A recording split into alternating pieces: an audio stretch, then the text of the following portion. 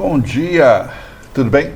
Eu sou o pastor Gilberto, nós estamos nos nossos devocionais diários. Essa semana a gente está com o nosso tema na nossa série em Efésios, capítulo 5, versos 21 a 32. E o tema é felizes para sempre. Como? Como é que a gente pode ter um casamento feliz para sempre? Biblicamente falando. E nesse momento, hoje, a gente vai falar sobre prerrogativas da esposa, direitos que a esposa tem, né? Eu vou ler os direitos da esposa e a gente vai comentar, tá bom? O papel da esposa e o princípio da submissão. Esse é o ponto, né? Versos 21 a 24 diz assim: sujeitando-vos uns aos outros no temor de Deus. Nós já lemos esse texto. Vós, mulheres, sujeitai-vos a vossos maridos como ao Senhor, porque o marido é a cabeça da mulher, como também Cristo é a cabeça da igreja, sendo ele próprio o salvador do corpo. De sorte que, assim como a igreja está sujeita a Cristo, assim também as mulheres sejam em tudo sujeitas a seus maridos. Qualquer feminista que lesse um texto desse já entende que a Bíblia é machista. E a mulher, ela acaba se tornando uma peça dentro de uma proposta machista, que não é verdade, né? A Bíblia, ela coloca as coisas de uma maneira regulatória, se eu posso usar essa palavra, que é dar condições para que os papéis sejam assumidos e cumpram as suas funções para que a vida corra bem e você tenha realmente uma vida feliz a vida inteira. Então a constância e a coerência não pode ser um acesso. Hoje eu estou constante e coerente, amanhã não sei. Não é. Ou você busca essa constância e a coerência, ou você realmente não vai conseguir chegar nem perto de ter uma felicidade que vale a pena numa vida que nem é tão longa assim. A nossa sociedade está impregnada de pressupostos, né, de coisas que são mais psicológicas do que de fato organizadas na vida, né? E cada um, dentro da sua própria experiência, vai puxar para um lado, né? Então, se você for, por exemplo, nessa nossa pandemia, né? Se você tem gente, seus amigos, irmãos, parentes que morreram, você vai ter uma visão dessa pandemia, né? Que realmente é um negócio sério. Se nada disso aconteceu com você, você vai achar que é uma gripezinha, não no sentido político do que já foi usado, mas do que para você é. Eu tive um irmão, ele ficou ruim 4, 5 dias, 6 dias, 7 dias, uma gripe forte e tal, e depois melhorou e acabou.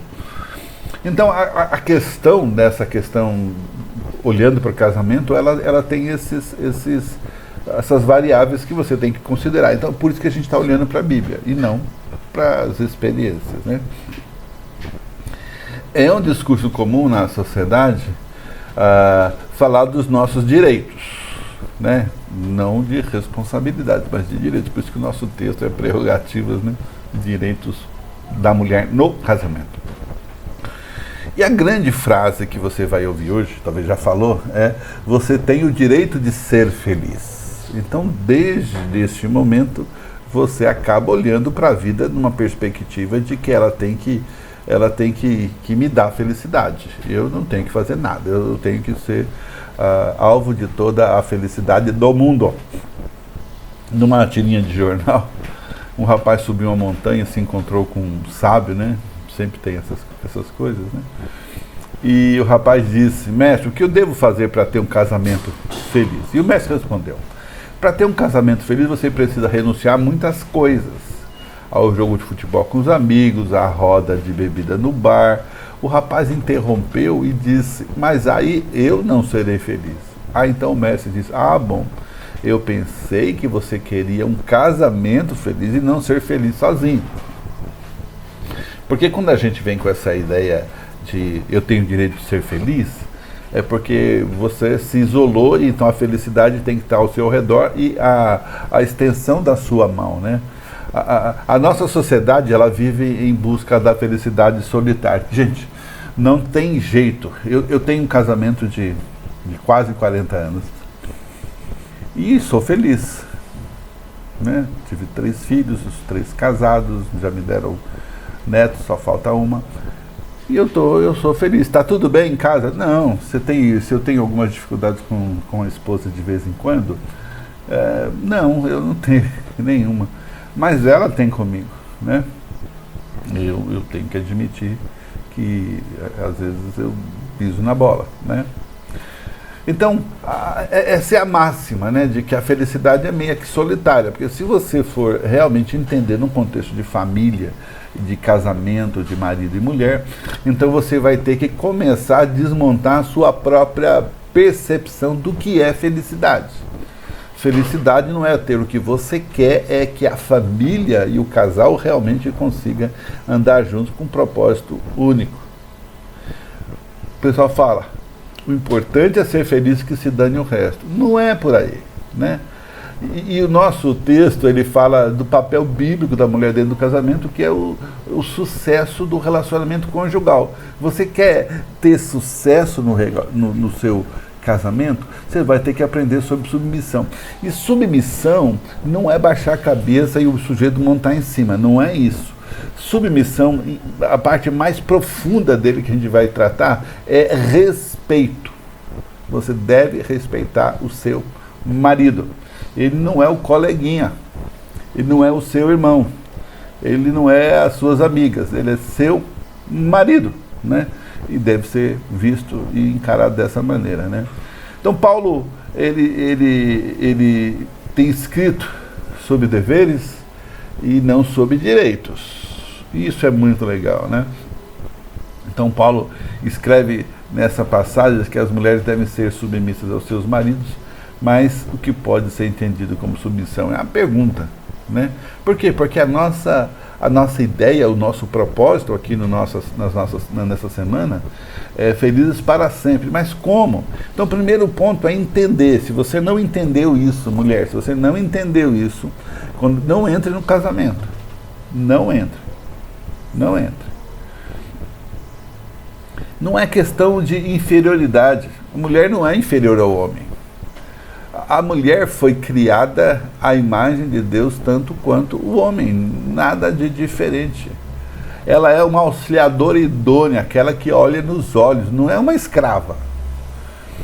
Então esse relacionamento, ele precisa de posicionamento, né? Tem algumas ditados populares que eu gosto, né? Por exemplo, atrás de um grande homem sempre tem uma grande mulher. E é a pura verdade, né? Paulo deixou claro lá em Gálatas que aos olhos de Deus a mulher é igual ao homem. Nós precisamos entender que, e podemos até entender que a submissão é uma missão sob. Não é questão de inferioridade, é questão de parcialidade no sentido de que você, como mulher, como esposa, tem na relação com seu marido. Você tem uma questão que você deve fazer. Ah, pastor, e o homem? Já a gente vai falar sobre o homem nos próximos dias. A missão do marido é glorificar Deus, amando sua esposa como Cristo amou a igreja e a si mesmo se entregou por ela. Essa é a grande missão do marido. E a gente vai falar mais profundo sobre isso, o que significa. A missão da esposa é sustentar o seu marido nessa missão. Entendeu? Amém? Queridos, se você entendeu o que isso significa, seu casamento vai mudar totalmente e você vai ser tremendamente abençoada. Como fazer isso? É um processo, você vai encontrando os espaços e não é dizer sim para tudo, entende?